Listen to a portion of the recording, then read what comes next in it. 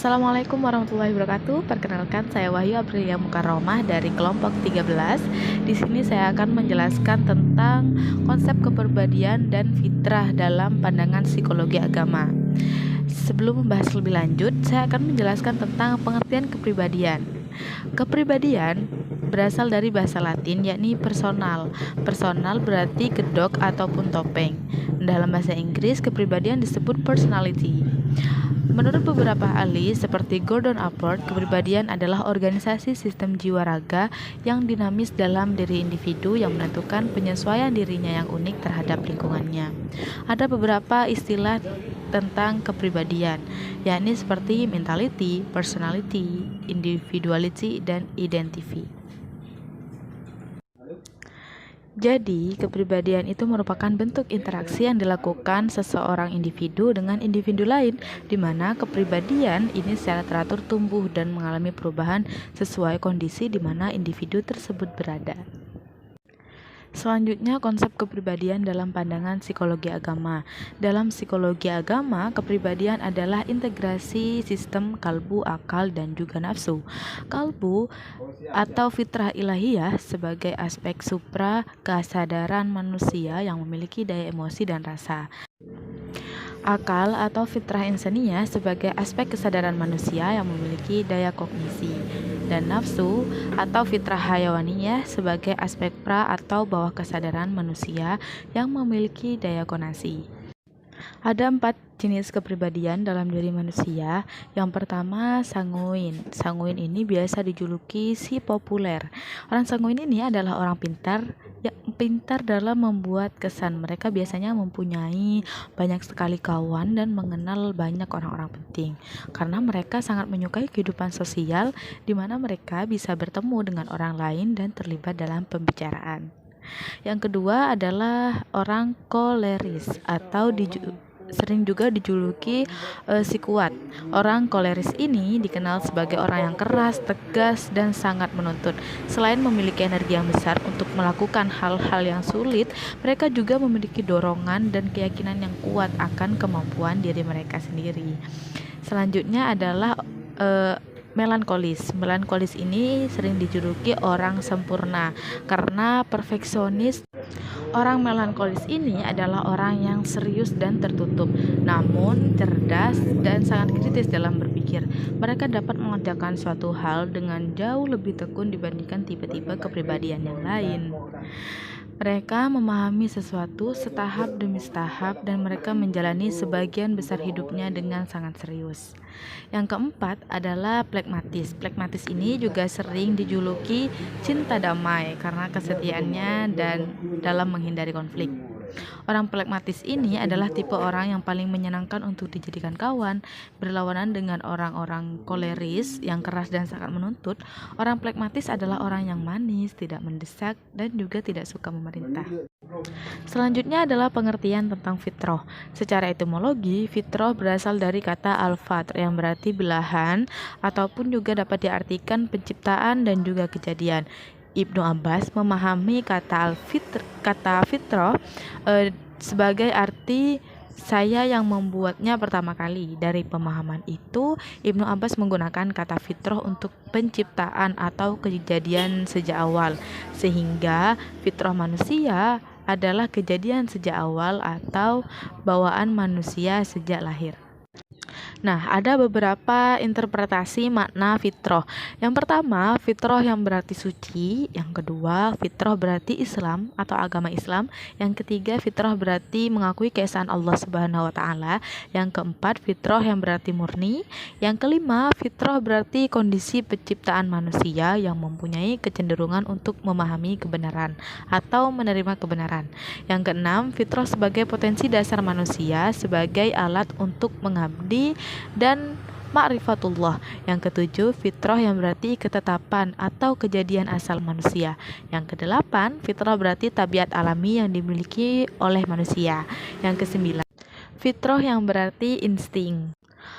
Pada dasarnya, sifat asal manusia adalah baik dan manusia selalu ingin kembali kepada kebenaran sejati, yakni Allah Subhanahu wa taala.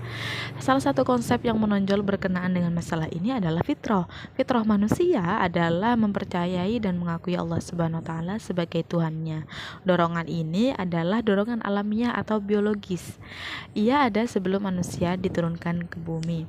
Nah, dengan demikian dapat dipahami bahwa fitrah menurut Islam sebagaimana dalam Al-Qur'an surat Ar-Rum ayat 30 bahwa manusia dilahirkan dengan membawa naluri keimanan kepada Allah Subhanahu wa taala dan kesiapan menerima Islam dalam penciptaannya.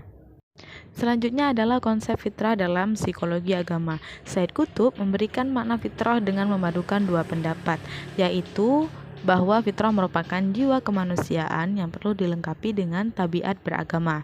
Antara fitrah kejiwaan dan tabiat beragama merupakan relasi yang utuh, mengingat keduanya sama-sama ciptaan Allah pada diri manusia sebagai potensi dasar manusia yang memberikan hikmah, mengubah diri ke arah yang lebih baik, mengobati jiwa yang sakit, dan meluruskan diri dari rasa keberpalingan.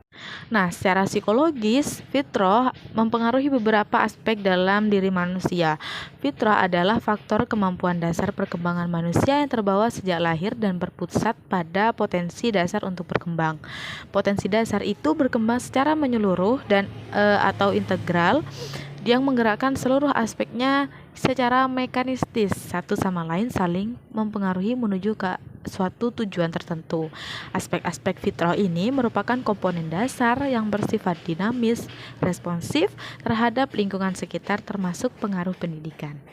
Aspek-aspek fitrah ini disebut juga dimensi-dimensi fitrah. Nah, yang dimaksud dimensi fitrah ini yakni adalah fitrah fisik yang disebut juga fitrah jismiyah atau fitrah jasadiyah. Yang kedua adalah fitrah psikis yang disebut juga fitrah rohaniyah. Yang ketiga adalah fitrah psikofisik atau disebut juga fitrah nafsaniyah. Nah, dimensi-dimensi fitrah ini bersifat potensial dan perlu adanya upaya-upaya tertentu untuk bisa mengaktualisasikannya. Manusia diciptakan dari dua unsur, yakni jasmania dan ruhania.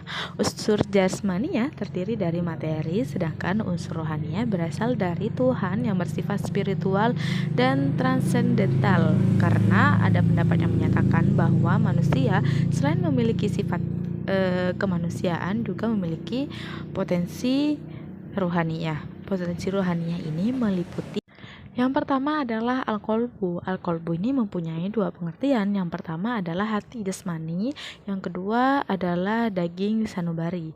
Daging sanubari adalah daging khusus yang berbentuk seperti jantung pisang yang terletak di dalam rongga dada sebelah kiri dan berisi darah hitam kental. Sedangkan qalbu yang berarti hati jasmani adalah sebagai luf rabbani ruhi.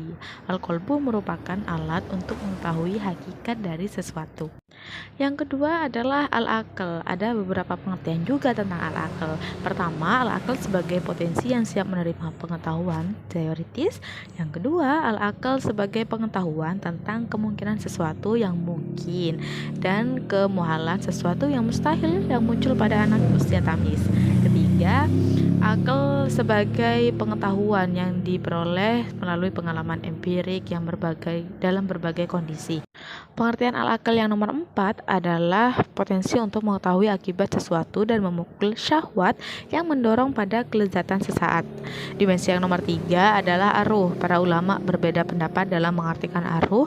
Ada sebagian yang berpendapat bahwa ar-ruh itu adalah kehidupan atau al-hayah. Sementara Al-Quraisy berpendapat bahwa ruh itu adalah jisim yang halus bentuknya seperti malaikat yang merupakan tempat akhlak terpuji.